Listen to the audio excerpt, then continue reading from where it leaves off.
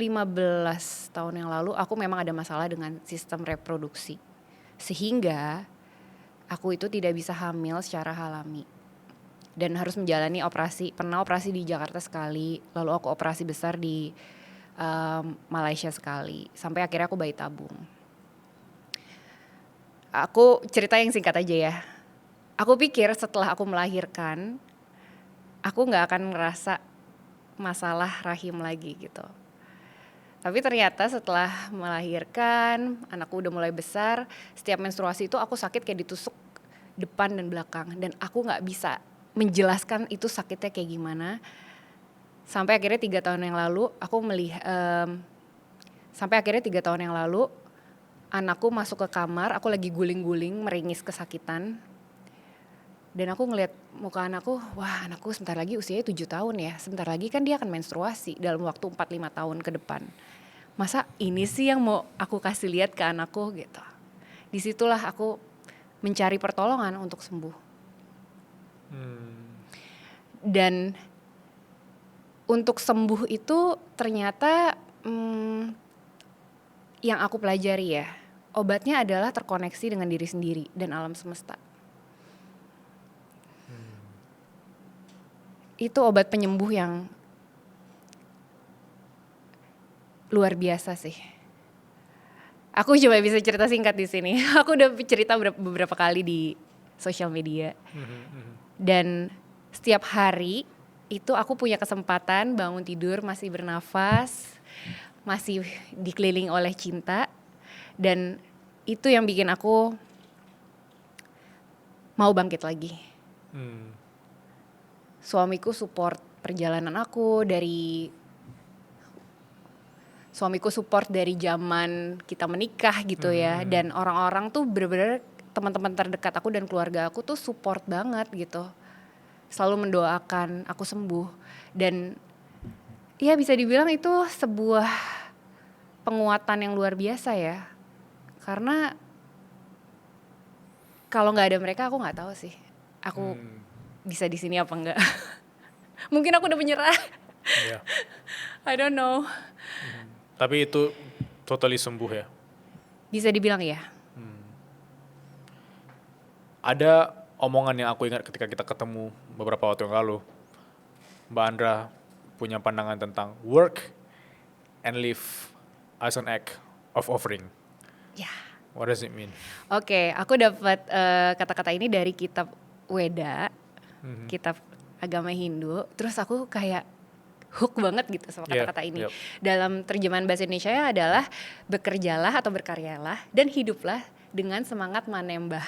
Terus aku kayak manembah tuh apa ya gitu. Aku cari tahu. Artinya kalau di bahasa Kejawen itu mengabdi atau apa ya, offering tuh melayani. Jadi bekerja atau berkaryalah dan hiduplah dengan penuh pengabdian. Mengabdi terhadap karya kita. Terus aku cari tahu lagi kan, maksudnya ngabdi ke siapa sih? Ngabdi ke manusia kah? Kemana? Nah, balik lagi ke setiap orang punya misi jiwanya kan beda-beda. Dan aku melihat bagaimana Bilal membuat suara berkelas ini adalah offering. Kamu tahu kamu punya misi jiwa, mungkin sama kayak aku ingin bermanfaat buat banyak orang. Dan saat kamu tahu kenapa dan apa tujuan misi jiwa kita, tujuan hidup kita, nanti cara-caranya itu akan terbuka. Jadi bagaimana kamu berkarya itu akan terbuka gitu. Misalnya kalau Bilal, oh ya paling gampang mungkin aku bikin podcast. Nggak gampang juga ya Bilalnya. Tapi paling kepikiran gitu. Kayak aspirasi di ketika masa kuliah, pengen bikin podcast gitu. Tapi nggak action plan-nya tuh panjang gitu. Iya. Tapi kan mulai kelihatan tuh gimana caranya aku bisa menjalani misi jiwaku, ya kan? Oke, benar. Mulai kelihatan pelan-pelan, at least udah nge-planning di awal. Iya, udah mulai kelihatan. Nah, begitulah. Dan saat kita mengerjakannya, itu tuh passion aja tuh nggak cukup menurut aku. Setuju. Tapi offering. Nah, offering ini aku cari tahu lagi maknanya apa. Ternyata manusia adalah perpanjangan tangan Tuhan sebagai co-creator di bumi ini. Dan apapun ide dan apapun yang muncul di ide inspirasi di tubuh kita, itu adalah perpanjangan tangan Tuhan. Oke, get it. Aku semakin dapat feel-nya. Kayak, even mau dari kitab suci Al-Quran ya, kayak kitab tadi Weda dan lain-lain, sebenarnya kayak Tuhan sudah menurunkan pesan-pesan terhadap manusia-manusia yang di muka bumi misalnya. Dan kita perpanjangan tangannya untuk menyampaikan lagi ke manusia-manusia lainnya dengan mungkin bahasa yang lebih mudah dipahami dari gitu. Aku yakin seorang Mbak Andra Aulita itu udah baca ratusan buku di hidupnya. Karena the way you speak ya, dan cara pandang melihat dunia itu sangat-sangat menarik ya. 3 buku yang mengubah hidup Mbak Andra. Oke. 3 buku yang mengubah hidup di fase dewasa kali ya. Boleh. Oke. Yang pertama Sastra Jendra, Ilmu Kesempurnaan Jiwa. Penulisnya adalah Bapak Setio Hadjar Dewantoro. Aku nemu buku ini 3 tahun yang lalu dan waktu mau baca tuh rasanya, aduh baca nggak ya, ngerti nggak ya gitu. Tapi disitulah akhirnya suatu hari aku bisa baca dalam 2 hari baca buku itu. Bukunya benar-benar tentang ilmu kesempurnaan jiwa. Dari buku itu aku jadi tahu mengapa aku perlu berkarya, perlu berkreasi, dan apa misi jiwaku. Gitu. Terus yang kedua ada Women Who Run with the Wolves. Woman Who Run with the Wolves. Iya. Women Who Run with the Wolves. Clarissa Pinkola Estes kalau nggak salah cara nyebut namanya. Clarissa Pinkola Estes. Buku ini juga bikin aku nangis guling-guling sih Bilal. Berat banget isinya. Tapi aku jadi tahu bahwa banyak sekali yang aku repress gara-gara aku baca buku itu.